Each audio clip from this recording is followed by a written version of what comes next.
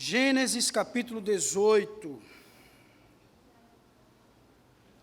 No domingo passado, nós estudamos um pouco a respeito do sinal da aliança, Deus fazendo este sinal com Abraão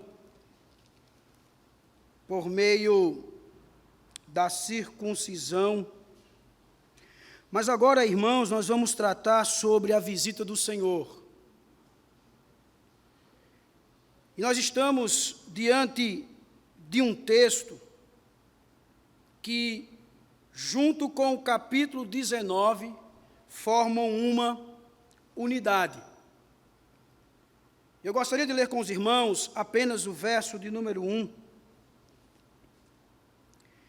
que diz assim: O Senhor apareceu a Abraão perto dos carvalhos de Mamre, quando ele estava sentado à entrada de sua tenda, na hora mais quente do dia. Feche seus olhos e oremos ao nosso Deus mais uma vez. Senhor, nós queremos te louvar, nós queremos te agradecer pela tua palavra que lemos nesta hora. Pedimos a Ti, ó Deus, a direção do Teu Espírito, pois estamos, ó Deus, tanto os meus irmãos como eu, na dependência do Senhor. Por isso, Pai, fala aos nossos corações, derrame da Tua graça, derrame da Tua misericórdia, e que saiamos daqui, ó Deus, felizes, pelo fato de termos ouvido o Senhor. Obrigado, ó Deus, pela oportunidade. É assim que oramos, gratos a Ti, no nome do Teu Filho Jesus Cristo. Amém. Amados, como eu havia dito, o capítulo 18 e 19 formam uma unidade. Mas por ora nós iremos ver que o capítulo 18 irá nos relatar dois momentos que consistem de um encontro. O primeiro é um momento de bênção e o outro de julgamento. Nós veremos, irmãos, que tudo começa com a aparição de três homens a Abraão, quando ele estava sentado em sua tenda. Estes homens, nós já sabemos quem são, pois Moisés já nos traz essa informação. E eles aqui, nesse capítulo, anunciam a Abraão e Sara o nascimento de Isaque, como também, ao caminharem para as alturas que permitiam ter uma visão de Sodoma, Deus e Abraão conversam sobre a destruição de Sodoma e Gomorra. Basicamente, queridos, essa é a visão geral que trago para vocês, com o objetivo de entrarmos no texto mais especificamente e tirarmos lições para os nossos dias. Meus irmãos, o relacionamento incrível entre Deus e Abraão confirma o andar de Abraão na presença de Deus. E aí nós perguntamos, como podemos confirmar o nosso andar com Deus? Nós veremos, em primeiro lugar, Abraão e Deus, que você vai encontrar dos versos 1 ao verso de número 9.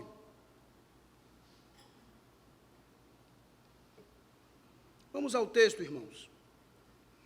No verso 1 e 2, nos é dito que o Senhor apareceu a Abraão perto dos carvalhos de Mamre, quando ele estava sentado à entrada de sua tenda, na hora mais quente do dia. Antes de continuarmos, eu preciso informar que Moisés, de início, novamente, já revela a identidade desses 3 homens que chegaram a Abraão. Um deles é o Senhor e 2 anjos. Verso 2. Abraão ergueu os olhos e viu 3 homens em pé, a pouca distância. Quando os viu, saiu da entrada de sua tenda, correu ao encontro deles e curvou-se até o chão. Queridos, Abraão estava em uma tenda, como diz os estudiosos, uma tenda de hóspedes. Um lugar bem-vindo para viajantes. É interessante observarmos que o momento deste encontro aconteceu no calor do dia, na hora mais quente. E é nesse horário que os viajantes, irmãos, buscam sombra, buscam descanso. E aqui, nesse texto, não é diferente. Notem que Abraão não se incomodou em interromper seu descanso de um tempo de trabalho para receber esses viajantes. Como diz João Calvino, indubitavelmente estes homens portavam dignidade, de modo que Abraão concluiria que eles eram dignos não apenas de comida e bebida, mas também de honra. Por isso que Abraão se curva até o chão diante destes homens. Pois bem, ao correr ao encontro destes homens e se curvar, Abraão inicia um diálogo. Verso 3 ao 5, disse ele: meu Senhor, se mereço o seu favor, não passe pelo seu servo sem fazer uma parada. Mandarei buscar um pouco d'água para que lavem os pés e descansem debaixo desta árvore. Vou trazer-lhes também o que comer, para que recobrem forças e prossigam pelo caminho, agora que já chegaram até este teu servo. Está bem, faça como está dizendo, responderam. Irmãos, ao ver estes 3 homens se aproximando, Abraão, sendo um homem hospitaleiro, novamente ele demonstra isso, colocando-se à disposição destes. De fato, queridos, poucos viajam durante esta hora do dia, mas Abraão sabia que a hospitalidade era uma lei importantíssima no Oriente. E com isso ele cumpre essa lei com fidelidade. Abraão, ele se oferece para cuidar basicamente de todas as necessidades implícitas de seus hóspedes. Observe no texto: lavar os pés, descansar, comer. Tudo isso Abraão se apressou em fazer. Vejam os versos 6 ao 8, Abraão foi apressadamente à tenda e disse a Sara: depressa, pegue 3 medidas da melhor farinha, amasse-a e faça uns pães. Depois correu ao rebanho e escolheu o melhor novilho, e o deu a um servo, que se apressou em prepará-lo. Trouxe então coalhada, leite e o novilho que havia sido preparado e os serviu. Enquanto comia, ele ficou perto deles em pé, debaixo da árvore. Moisés, meus amados irmãos, está aqui nos informando a imagem íntima de Abraão, o anfitrião perfeito, que corre para preparar um grande banquete para seus hóspedes. Abraão está literalmente ao serviço. Abraão, ele está servindo. Vejam que Abraão, ele se coloca de pé debaixo de uma árvore. Abraão poderia muito bem ter sentado à mesa e comido com estes viajantes, mas não. Abraão estava ali servindo. Ele ficou de pé debaixo de uma árvore, esperando a qualquer momento uma petição. Traga-me um garfo, traga-me uma colher, traga-me um copo, traga-me um guardanapo. Ele ficou ali de pé, pronto para servir. E após isso, queridos, percebemos o início do diálogo, agora partindo dos hóspedes. Versos 9, onde está Sara, sua mulher? Perguntaram. Ali na tenda, respondeu ele. Percebam que aqui é uma pergunta retórica, pois o Senhor sabia o que Sara estava fazendo atrás de suas costas. Mas a pergunta, irmãos, diz um comentarista, comunica a preocupação do Senhor e assegura a atenção de Sara para o anúncio que viria. Meus queridos irmãos, o que este momento de Abraão e Deus tem a nos ensinar? Em primeiro lugar, é que a hospitalidade deve fazer parte da vida do cristão. A hospitalidade é uma atitude que deve ser praticada pelo crente. Os 3 estranhos eram o Senhor e 2 anjos, mas nada na aparência deles indicou a Abraão quem eram. Mas ao ter comunhão com eles, Abraão descobriu que estava recebendo visitantes da realeza. Estamos, irmãos, exercendo a hospitalidade.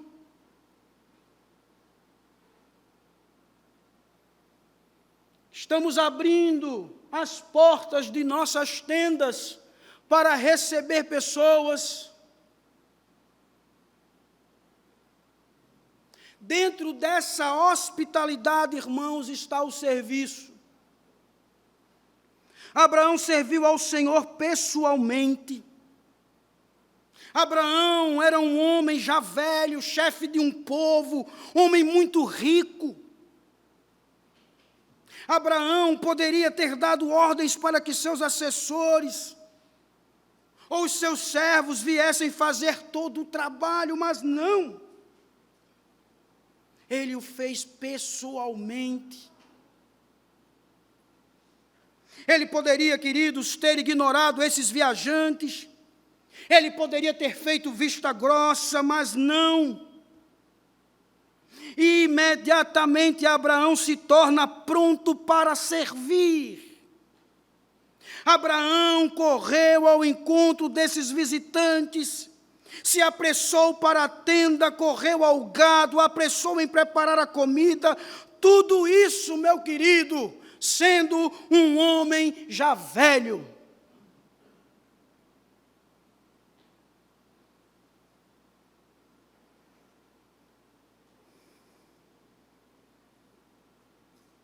Outra coisa é que Abraão, praticando esta hospitalidade, ele não fez sozinho. Como temos dito aqui, irmãos, Abraão tem sido um bom discipulador. Ele não fez sozinho, ele permitiu que outros cooperassem também com aquele momento.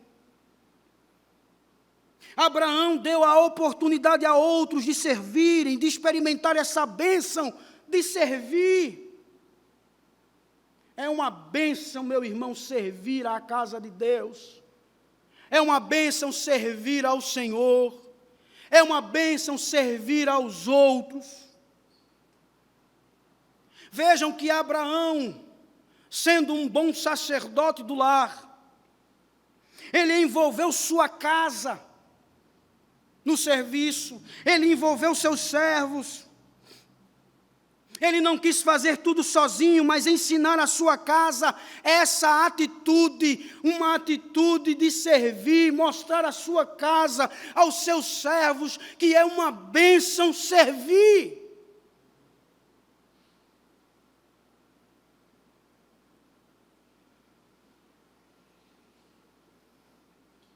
E como Abraão, ele era um bom discipulador, observamos que a sua casa atendeu prontamente aos seus pedidos. Nós vimos que Sara, por exemplo, não questionou. Sara não murmurou. Os servos de Abraão, os assessores de Abraão não murmuraram. Mas quando Abraão chegou a Sara, Sara, precisamos servir, servos, precisamos servir, todos prontamente atenderam a solicitação de Abraão. Todos entenderam, todos atenderam prontamente aos pedidos de Abraão. Por quê? Porque eles sabiam que é bênção servir ao próximo. Um comentarista nos diz, queridos, que ao estudar a biografia de grandes homens e mulheres de Deus, ele aprendeu que os servos dedicados do Senhor incentivam e inspiram outros a servirem a Deus.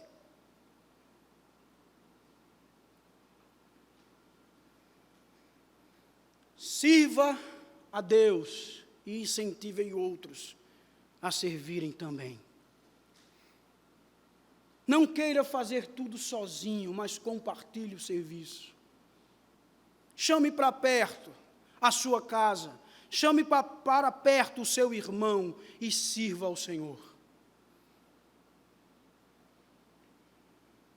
Algo também importante, queridos, dentro desta hospitalidade, é que Abraão foi generoso.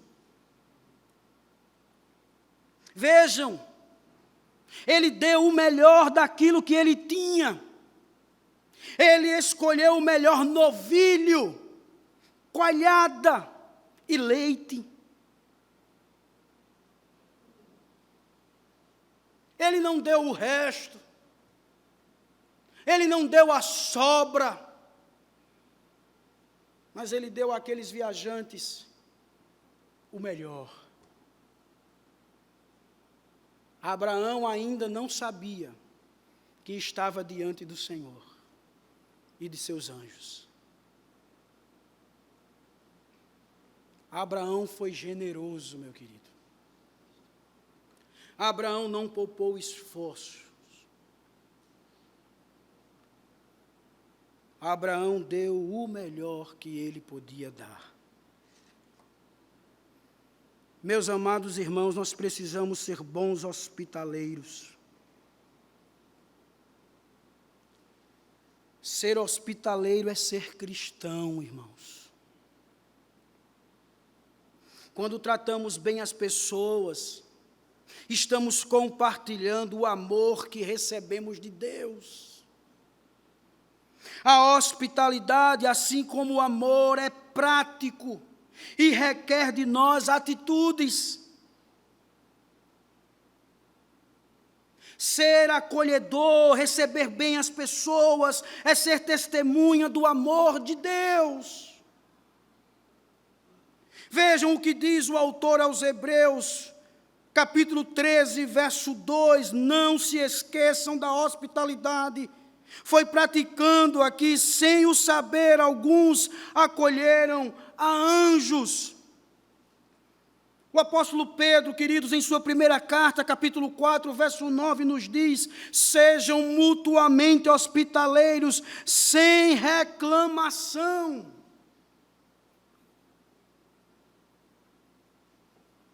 O apóstolo Paulo, escrevendo aos Romanos, capítulo 12, verso 13, nos diz: compartilhem o que vocês têm com os santos em suas necessidades. Pratiquem a hospitalidade. Porque, irmãos, nos nossos dias, essa hospitalidade não é tão praticada. Um dos motivos, João Calvino, em sua época, respondeu essa pergunta, e sua resposta vale para hoje também. Ele disse assim: naquele tempo havia mais honestidade do que a deslealdade, de modo que o direito de hospitalidade poderia ser exercido com menos riscos. Portanto, o grande número de hospedarias é uma evidência de nossa depravação e prova que elas surgem de nossa própria culpa, e que o principal dever da humanidade se tornou obsoleto entre nós. É mais fácil, é mais cômodo, é melhor dizer para um viajante, para um visitante: olha, vou te levar para um hotel, para um quarto em um hotel, onde você ficará hospedado. É mais fácil, é mais cômodo, é melhor. Quando chega um missionário, quando chega um seminarista, quando chega um pastor, para a igreja é melhor colocá-lo em um bom hotel. É mais cômodo do que receberem na sua própria casa, do que se dispor a dizer: olha, a minha casa, o meu lar, a minha mesa, a minha comida está à disposição para atender a estes irmãos.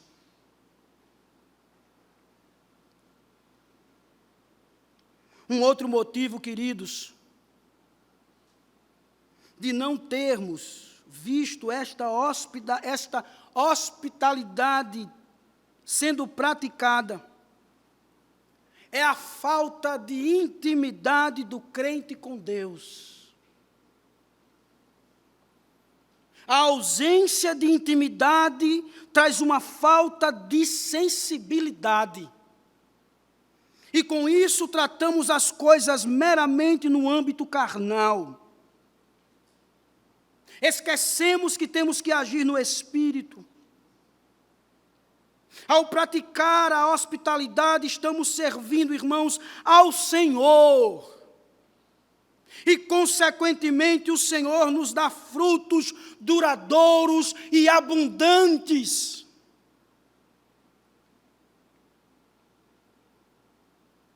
Na verdade, ser hospitaleiro é um dos requisitos para a igreja local. Porque ao servir a outros em amor, servimos a Jesus Cristo, nosso Senhor. E assim, promoveremos, irmãos, a propagação da verdade de Deus. Anote e leia depois em casa Mateus capítulo 25, a partir do verso 34. E 3 João 5 ao 8. E você verá isso. Que a hospitalidade é um dos requisitos para a igreja. E que ao servir aos outros em amor, estamos servindo a Jesus. O relacionamento incrível entre Deus e Abraão, queridos, confirma seu andar na presença do Senhor. Veremos em segundo lugar o momento de Abraão e a sua esposa, que você vai encontrar dos versos 10 ao 15. Pelo fato de Abraão ser fiel ao Senhor, Abraão, irmãos, tornou-se um canal de bênçãos divinas para a sua esposa e, posteriormente, para a família. Sara tinha um papel importante a desempenhar na realização do plano de Deus. Olha o que diz o verso 10. Então disse o Senhor: voltarei a você na primavera, e Sara, sua mulher, terá um filho. Sara escutava a entrada da tenda atrás dele. Encontramos aqui um indício claro de que o orador é o Senhor, visto que apenas Ele pode prometer vida a partir de esterilidade e declínio. Somente Ele. E novamente, querido, João Calvino nos diz que Deus promete que viria no justo e devido tempo de dar à luz, para que Sara se tornasse a mãe de um menino vivo. Moisés agora nos relata as condições físicas dos pais do futuro Isaque, como também a resposta de Sara ao ouvir a promessa do Senhor. Ele diz no verso 11 e 12, Abraão e Sara já eram velhos, de idade bem avançada, e Sara já tinha passado da idade de ter filhos. Por isso riu consigo mesma, quando pensou, depois de já estar velha, e meu senhor já idoso, ainda terei esse prazer? O texto hebraico literalmente nos diz que Sara já não experimentava mais o ciclo das mulheres. O corpo de Sara estava morto em termos de procriação, irmãos. Mas observem, o Senhor veio lá do céu para anunciar a Abraão e Sara algo que eles tanto almejavam. Essa notícia era tão incrível, irmãos, que Sara riu e perguntou se uma coisa dessas poderia acontecer a dois velhos. E aí, vem o verso 13 e 14 dizendo, mas o Senhor disse a Abraão, por que Sara riu e disse, poderei realmente dar à luz agora que sou idosa? Existe alguma coisa impossível para o Senhor? Na primavera voltarei a você, e Sara terá um filho. Eu não sei se você lembra, mas Abraão riu quando o Senhor foi ao seu encontro no capítulo 17, ao noticiar que eles teriam um filho. Ambos riram incrédulos da promessa de Deus. E Deus, irmãos, diante dessa atitude de Sara, verbaliza seus pensamentos secretos. Deus revela aqui o pecado de Sara. Por que ela riu? Diante disso, irmãos, o Senhor traz novamente uma pergunta retórica, e essa pergunta revela quem Ele é. Revela que Ele é Deus e que tudo é possível.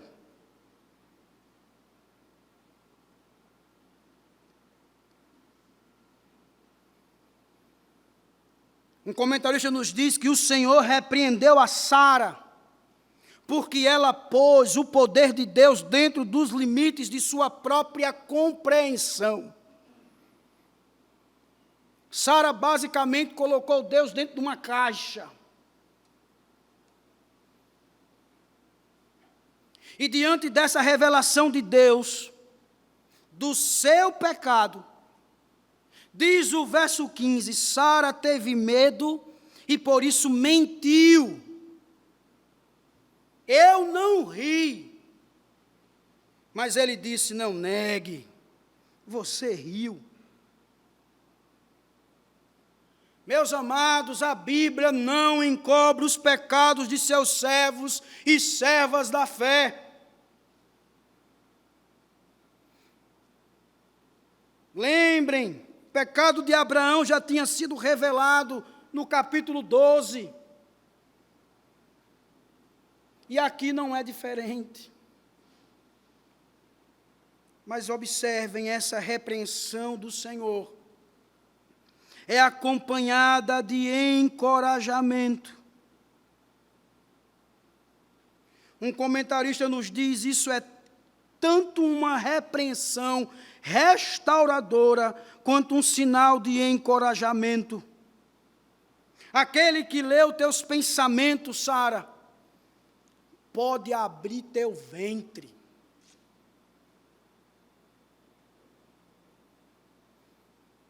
Sara, mesmo você pecando, dizendo que não riu, mentindo, eu quero te dizer que eu posso abrir teu ventre.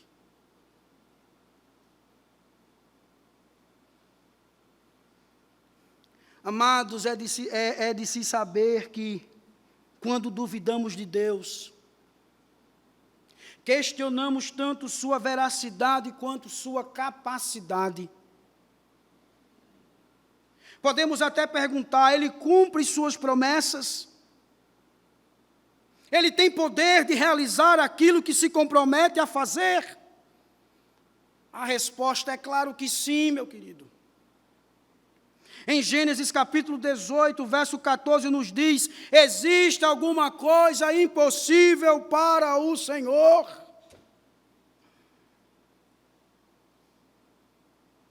Quer provas? Leamos o que Jó disse no capítulo 42, verso 2: sei que podes fazer todas as coisas, nenhum dos teus planos podem ser frustrados. Veja o que Jeremias disse no capítulo 32, versos 17 e 27. Ah, soberano Senhor, tu fizeste os céus e a terra pelo teu grande poder e por teu braço estendido. Nada é difícil demais para ti. Eu sou o Senhor, o Deus de toda a humanidade. Há alguma coisa difícil demais para mim? Diz o Senhor. Paulo, em sua carta aos Efésios, capítulo 3, versos 20 e 21, ele nos diz: aquele que é capaz de fazer infinitamente mais do que tudo o que pedimos ou pensamos, de acordo com o seu poder que atua em nós, a Ele seja a glória na igreja e em Cristo Jesus por todas as gerações, para todos sempre. Amém. Há, irmãos, algo difícil para Deus? Há algo impossível para o Senhor?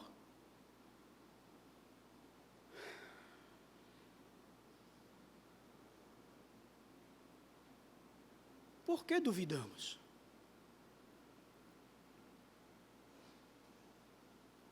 Por que nos balançamos? Será que Ele consegue? Será que Ele irá fazer? Será que Ele cumprirá? O Senhor está dizendo: há algo impossível para mim?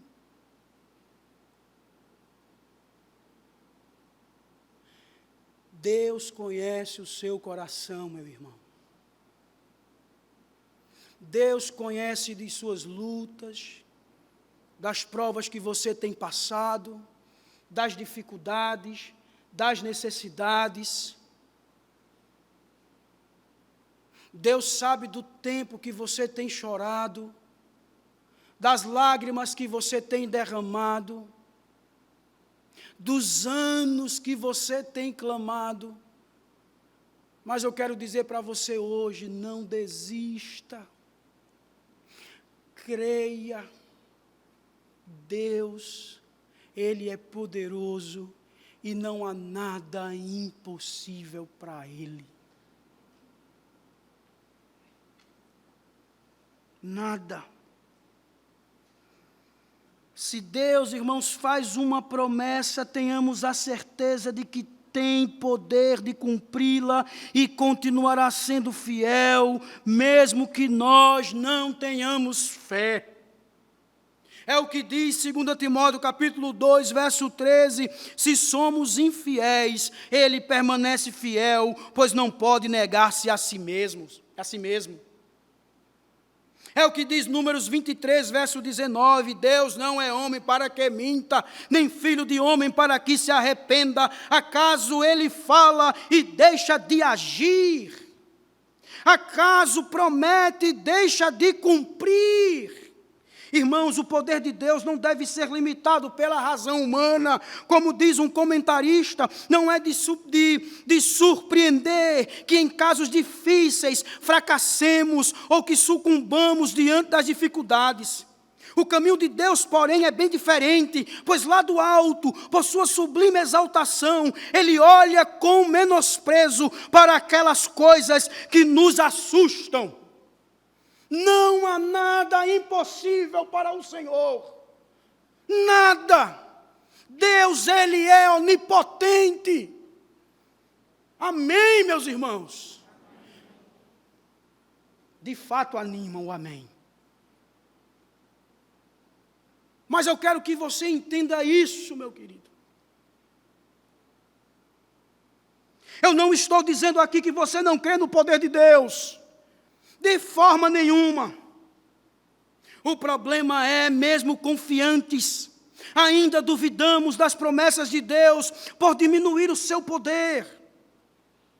Paulo, amados, em sua carta aos Romanos, capítulo 4, ele rende louvor à fé de Abraão, ao dizer que ele não considerou o seu corpo já envelhecido, mas deu glória a Deus, porquanto estava convencido de que ele poderia cumprir o que havia prometido. Sim, ok, Paulo disse isso, mas o problema foi o fato de ambos, Abraão e Sara, terem diminuído o poder de Deus por causa das circunstâncias. Uma das maiores provas, irmãos, de que Deus cumpre as suas promessas é quando olhamos para Cristo. Olhe para Cristo e veja a promessa cumprida. Ele nos prometeu que enviaria um mediador, um redentor, o resgatador, aquele que teria que traria vida e vida em abundância. Isso, irmãos, é uma promessa declarada em Gênesis capítulo 3.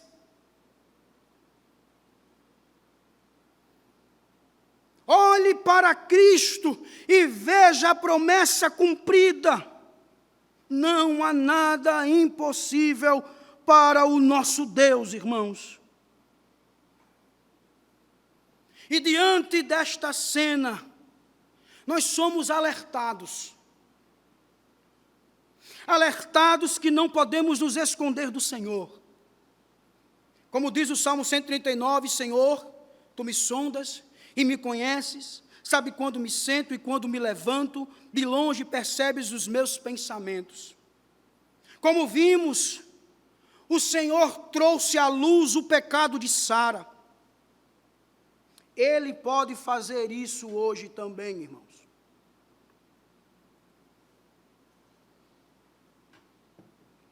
Precisamos entender isso, que mesmo fazendo algo que os olhos humanos não possam ver, o Senhor está presente e vendo.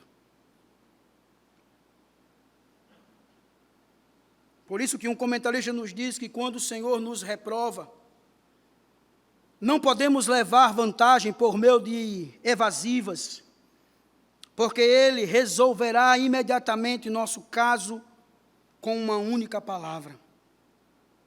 Devemos ter cuidado para não imitarmos a insolência dos que zombam de Deus com falsos pretextos e, por fim, apressam-se para, de modo grosseiro, desprezá-lo. Por isso, queridos, se pecarmos, confessemos os nossos pecados com toda a sinceridade. Que possamos dizer como salmista, sonda-me, ó Deus, e conhece o meu coração. Prova-me e conhece as minhas inquietações. Vê se em minha conduta há algo que te ofende e dirige-me pelo caminho eterno. Sara, querido, se arrependeu de sua incredulidade e juntamente com o marido confiou em Deus, pois o Senhor lhes deu um filho prometido. Que relacionamento incrível, irmãos, é este entre Deus e Abraão, que confirma o seu andar na presença dele. Como podemos confirmar o nosso andar com Deus, então? Em terceiro e último lugar, veremos Abraão e os perdidos, que nós encontramos nos versos 16 ao 33. Entramos agora no segundo momento deste encontro de Deus com Abraão, que é o momento de julgamento. Vejamos como se deu esse momento, irmãos, verso 16. Quando os homens se levantaram para partir, avistaram lá embaixo Sodoma, e Abraão os acompanhou para despedir-se. Nós vimos estes mensageiros trazendo esperança e vida para Abraão e Sara, e agora ele está trazendo julgamento e morte para o povo de Sodoma e Gomorra. Então, mais uma vez, se inicia um diálogo nesse segundo momento, a partir do verso 17 ao 19, que diz: Então o Senhor disse: Esconderei de Abraão o que estou para fazer? Abraão será o pai de uma nação grande e poderosa, e por meio dele todas as nações da terra serão abençoadas. Pois eu o escolhi para que ordene aos seus filhos e aos seus descendentes que se conservem no caminho do Senhor, fazendo o que é justo e direito, para que o Senhor faça vir a Abraão o que lhe havia prometido. Moisés, irmãos, ele registra este diálogo, a fim de explicar a verdadeira natureza da discussão que segue. Um comentarista nos diz que esse diálogo entre o Senhor e Abraão é para o benefício de Abraão, para desafiá-lo a agir com sabedoria e nobreza em prol da justiça. Deus, irmãos, preza tanto pelo seu servo, que revela o seu plano, não o deixa em oculto, como também está ensinando esta nação que precisa aprender sobre a justiça, a começar por seu pai Abraão. Por isso, meus irmãos, quando lemos no texto, pois eu o escolhi, literalmente o Senhor está dizendo, eu o conheci, isto é, eu tenho um relacionamento íntimo com Abraão. Deus, irmãos, então agora ele ordena que todas as gerações sigam o caminho do Senhor, ou seja, tenham sempre uma conduta correta que venha levar a um destino certo, em virtude do relacionamento da pessoa com o Senhor.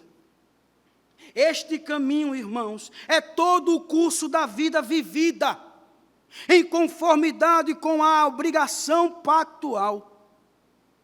E logo após isso, Moisés ele nos informa mais alguma coisa desse diálogo. Olha o que diz os versos 20 e 21. Disse-lhe, pois, o Senhor: as acusações contra Sodoma e Gomorra são tantas, e o seu pecado é tão grave, que descerei para ver se o que eles têm feito corresponde ao que tenho ouvido. Senão eu saberei. Como juiz da terra, o Senhor recebe todos os clamores referentes a maus tratos. Ele passa a ter essa atitude para com Sodoma e Gomorra.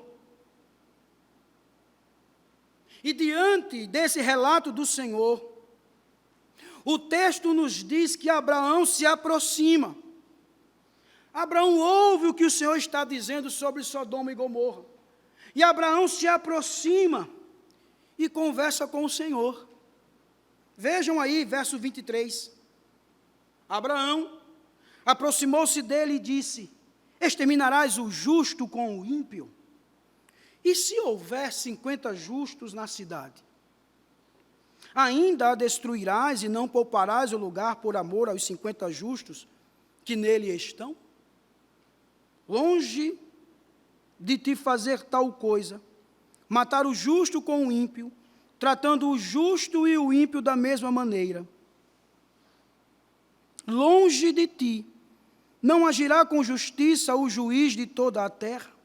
Respondeu o Senhor: se eu encontrar 50 justos em Sodoma, pouparei a cidade toda por amor a eles.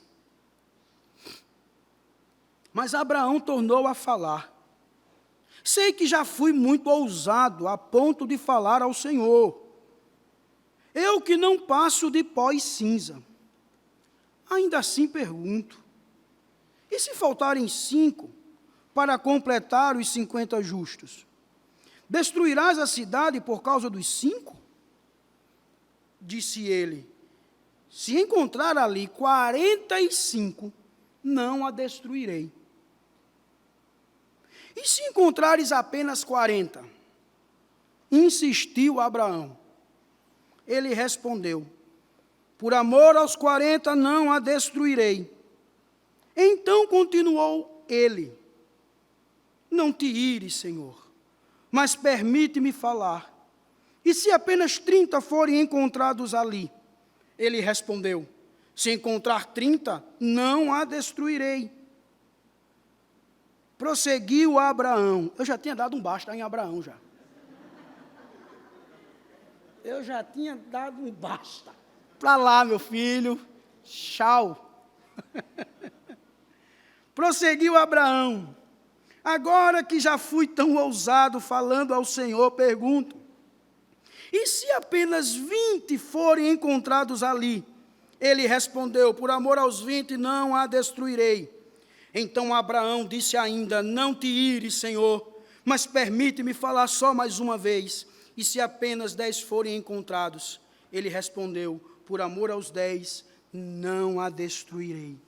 Tendo acabado de falar com Abraão, o Senhor partiu e Abraão voltou para casa. Queridos, este diálogo de Abraão demonstra que ele intercede e defende a justiça.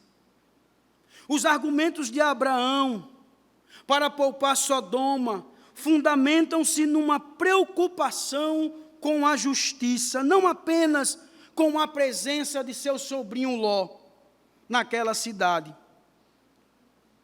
Um comentarista nos diz que, agindo como aquele que foi escolhido para promover vida, Abraão propõe que o futuro de todos seja determinado não pelos ímpios no meio da comunidade, mas pelos justos. E Deus concorda, irmãos. Ele sempre poupa os justos quando ele julga uma nação. Nós vemos isso nos casos de Raabe, lá em Josué capítulo 2. Lá em Jonas, capítulos 3 ao 4, a respeito da Assíria. E Israel, irmãos, Deus poupando Israel, lá em Ezequiel capítulo 14. Este diálogo de Abraão foi feito, irmãos, com um profundo respeito e humildade. Abraão, ele não falou de qualquer jeito.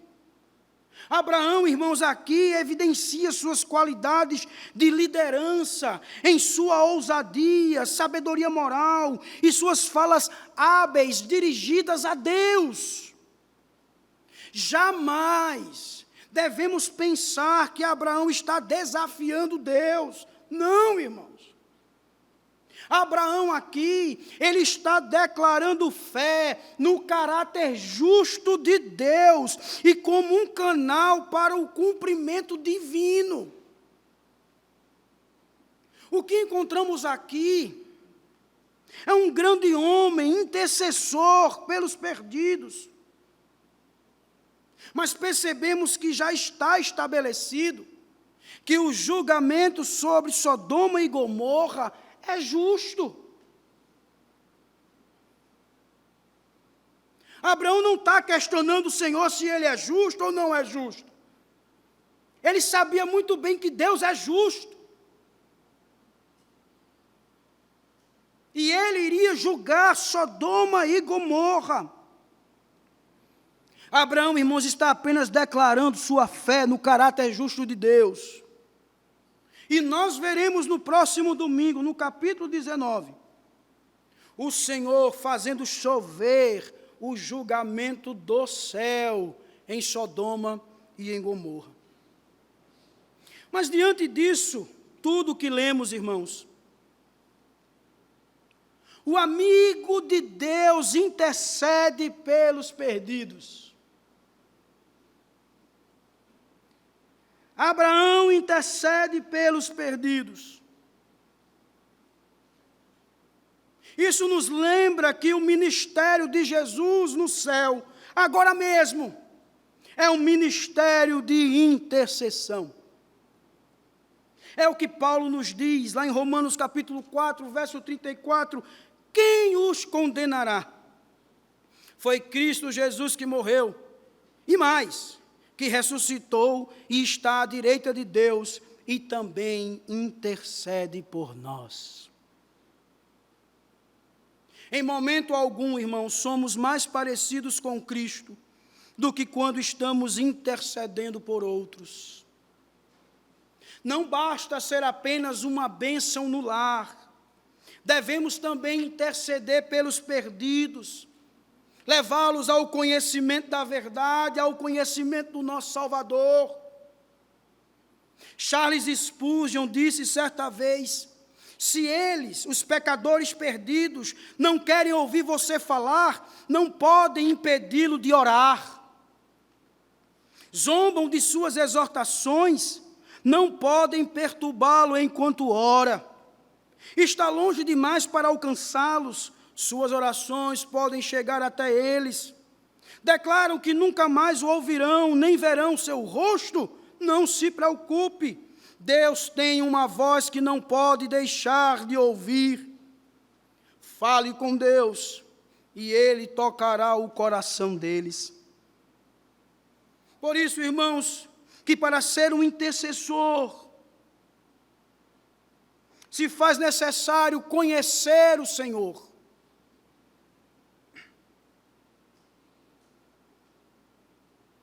Se faz necessário ser obediente à vontade dEle.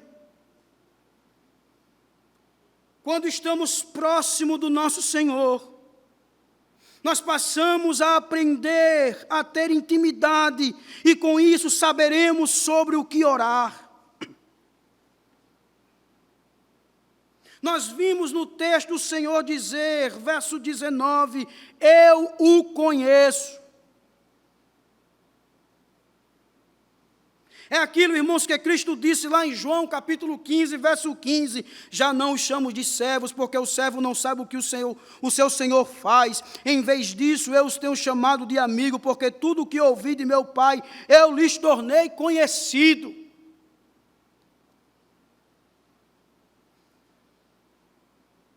Precisamos, irmãos, interceder pelos perdidos, mas para isso é preciso conhecer o Senhor, para isso é preciso obedecer à sua vontade. Esta obra de intercessão de Abraão se deu pelo fato dele ter se aproximado do Senhor. É o que diz Tiago, capítulo 4, verso 8, aproximem-se de Deus e Ele se aproximará de vocês. Meus irmãos, eu tenho visto que muitos estão procurando e se esforçando para terem uma vida física saudável. Isso é bom. Não nego que procuro também. Não nego. Procuro fazer exercícios físicos. Procuro ter uma boa alimentação. Isso, irmãos, é ótimo.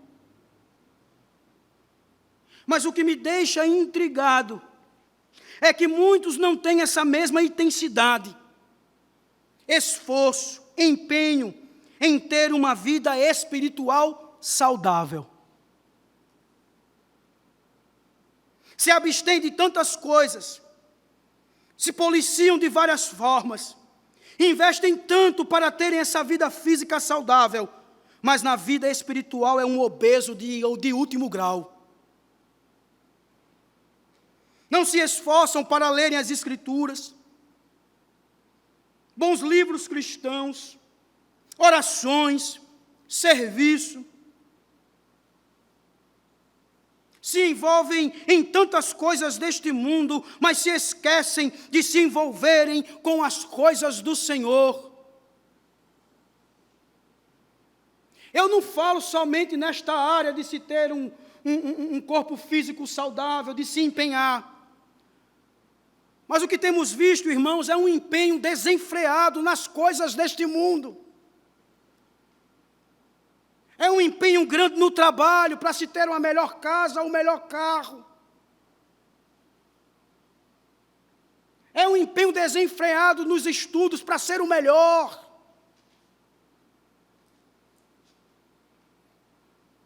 É um esforço, irmãos, desenfreado em tantas coisas neste mundo.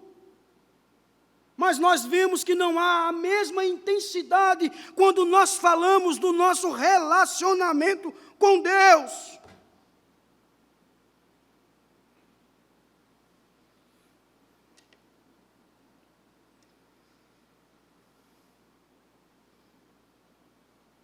Muitos até acordam cedo para fazer exercícios físicos. Isso é bom.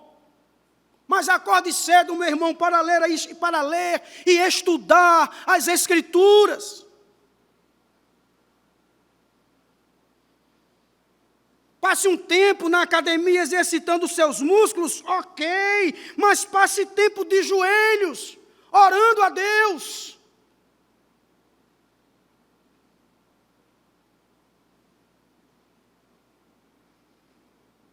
Jesus disse, irmãos, em Mateus capítulo 9, verso 36 ao 38. Ao ver as multidões, teve compaixão delas, porque estavam aflitas e desamparadas, como ovelhas sem pastor. Nós estamos olhando assim também, irmãos.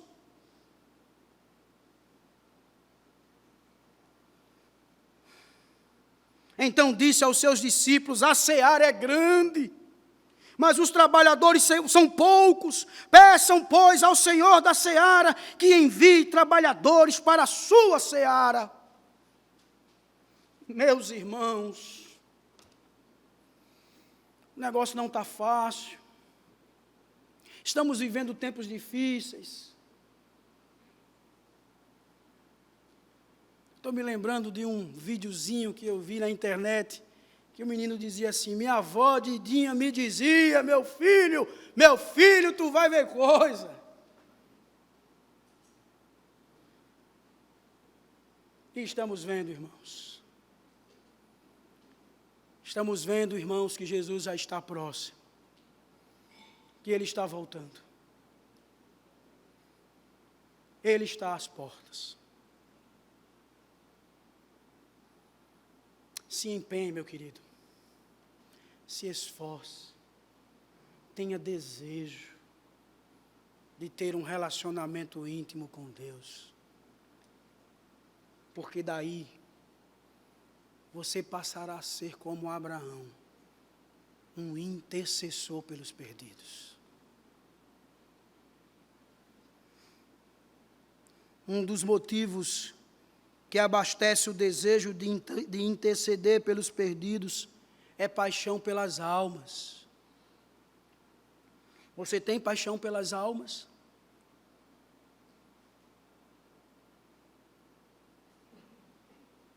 Isso é a missão da igreja.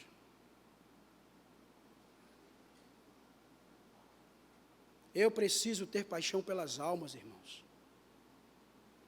É melhor do que estar aqui em cima pregando. O que deve arder o meu coração, primeiramente, é paixão pelas almas. acima de qualquer coisa, paixão pelas almas. Paulo, escrevendo aos Romanos capítulo 10, verso 14, ele nos diz: como, pois, invocarão aquele em quem não creram? E como crerão naquele de quem não ouviram falar? E como ouvirão se não houver quem pregue? O sincero e forte desejo de ver os oprimidos libertos, os angustiados felizes, irmãos, e os perdidos salvos, moveu o coração de Cristo rumo à cruz. Isso deve mover também o seu e o meu coração. De fato, meus amados, o relacionamento entre Deus e Abraão trouxe confirmação do seu andar de forma irrepreensível na presença dele. Esta visita íntima do Senhor da aliança a Abraão, ela antecipa a encarnação de Cristo Jesus e o nosso banquete com Ele, quando Ele vier naquele dia em glória. Meus queridos, entendam que Deus irá cumprir tudo que está em sua palavra. Ele salvará todo aquele que foi escolhido por Ele. Não duvide das promessas do Senhor. Confiemos que Ele irá nos levar para a nova morada. Amados, Ele já cumpriu sua grande promessa, ressuscitando Jesus dentre os mortos. Que nessa manhã, irmãos, apenas creiamos que não há nada impossível para o Senhor e sigamos em frente. Que Deus nos ajude, irmãos. Que Deus nos abençoe. Convido você a fechar os seus olhos, curvar a sua cabeça e orar a Deus. Coloque sua vida diante de Deus e diga: Senhor, que o meu relacionamento contigo seja a cada dia confirmado no meu andar em tua presença. Clame a Deus por graça e misericórdia.